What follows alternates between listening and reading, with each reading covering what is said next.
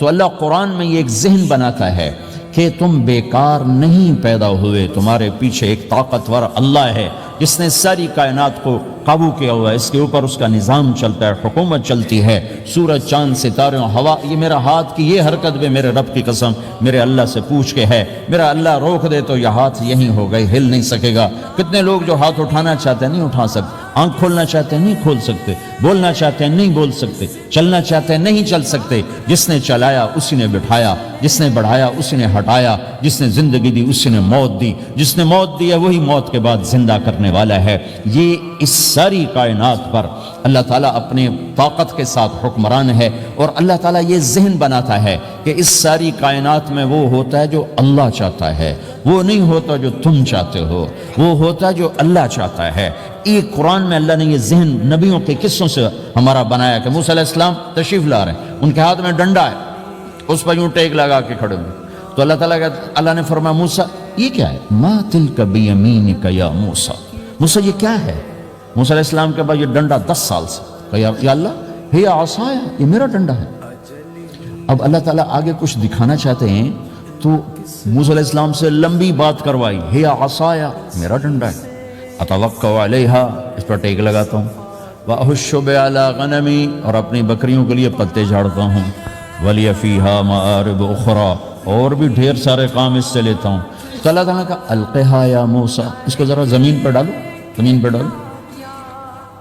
موسیٰ علیہ السلام نے زمین پہ ڈالا، فَإِذَا هِيَ حَيَّةٌ تَسْعَىٰ، وہ یوں اٹھا اور ایک خوفناک سانپ بنا، لمبائی میں بڑے سانپ کی طرح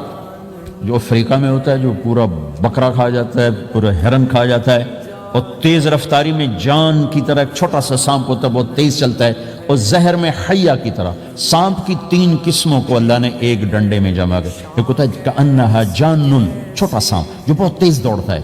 فَإِذَا هِيَ حَيَّةٌ زہریلا، فَإِذَا هِيَ ثُعْبَانٌ مُبِينٌ، بہت بڑا، یہاں سے لے کر وہاں تک۔ تو 3 مختلف سانپوں کو اللہ نے ایک میں جمع کر دیا، وہ تیز رفتاری میں جان کی طرح تھا، زہر میں حیہ کی طرح تھا، لمبائی چوڑائی میں ثعبان کی طرح تھا۔ جب موسیٰ علیہ السلام نے دیکھا وَلَّا مُدْبِرًا وَلَمْ يُعَقِّبْ، موسیٰ علیہ السلام جو بھاگے تو پیچھے مڑ کے ہی نہیں دیکھا، تو اللہ تعالیٰ نے کہا خود موسیٰ پکڑو، کہا اللہ میں نہیں پکڑتا، بھاگے جا رہے، یہ بات بھاگے بھاگے ہو رہی، کھڑے ہو کے نہیں ہو رہی، بھاگ رہے ہیں، اوپر سے آواز آ رہی پکڑو گا، بابا میں نہیں پکڑتا۔ اب اللہ تعالیٰ ہمیں قصہ موسیٰ علیہ السلام کا قصہ قرآن کے 28 پاروں میں موجود، اتنا اس کو اللہ نے دہرایا، اتنا دہرایا۔ سب سے زیادہ موسیٰ علیہ السلام کا نام قرآن میں آیا ہے نبیوں میں سے، 136 دفعہ موسیٰ علیہ السلام کا اللہ تعالیٰ نے قرآن میں ذکر فرمایا، نام کے ساتھ، نام کے ساتھ۔ پھر کہا خذھا ولا تخف، موسیٰ پکڑو ڈرو نہیں، سنعیدھا سیرتھا الاولی، واپس ڈنڈا بناؤں گا، کہا یا اللہ میں نہیں پکڑتا، مجھے کھائے گا، مجھے کھائے گا، وہ بھاگے جا رہا ہے۔ آخر اللہ تعالیٰ نے کہا خذ انک من الآمنین، موسیٰ میں گارنٹر ہوں، کچھ نہیں کہے گا، گارنٹی دیتا ہوں۔ اللہ کی گارنٹی پر کھڑے ہوئے، وہ ایسا منہ کھول کے آ رہا ہے، تو اب چلو اللہ تعالیٰ کہتے ہیں پیچھے سے پکڑ لو، دم سے پکڑ لو تو کوئی مسئلہ نہیں تھا، کہ نہیں منہ سے پکڑو۔ اب موسیٰ علیہ السلام نے ایسے اوپر ایک چھوٹا سا کپڑا تھا یوں اوپر کر لیا، تو اللہ تعالیٰ نے کہا یہ کیا کر رہے ہو؟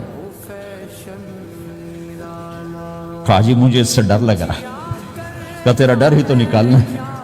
کہ یہ کچھ نہیں، سب کچھ تیرے اللہ کا ارادہ ہے،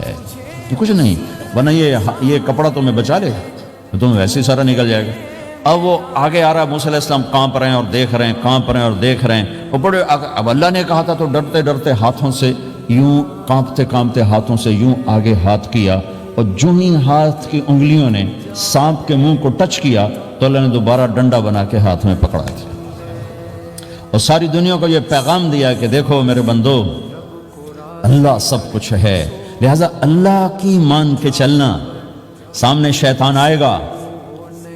سامنے شیطان آئے گا، تمہیں الٹی راہیں دکھائے گا، تو تم اپنے اللہ کو یاد کرنا جس کے ہاتھ میں سارے خزانے ہیں اور طاقت ہے۔ 1 سیکنڈ میں اسے سانپ بنایا، اگلے سیکنڈ میں اسے ڈنڈا بنایا، اور پھر موسیٰ علیہ السلام کے ہاتھ میں پکڑایا، نیا نہیں، وہی جو ان کے پاس تھا وہی ان کو واپس کر کے پوری دنیا کے انسانوں کو اور اس امت کو خاص طور پر اللہ تعالیٰ نے یہ سوچ دی کہ اس کائنات میں ایک طاقت ہے اللہ جو سب کچھ کر سکتا ہے اور اس کے چاہے کو کوئی روک نہیں سکتا اور اس کے روکے کو کوئی کروا نہیں سکتا، وہ اللہ ہے۔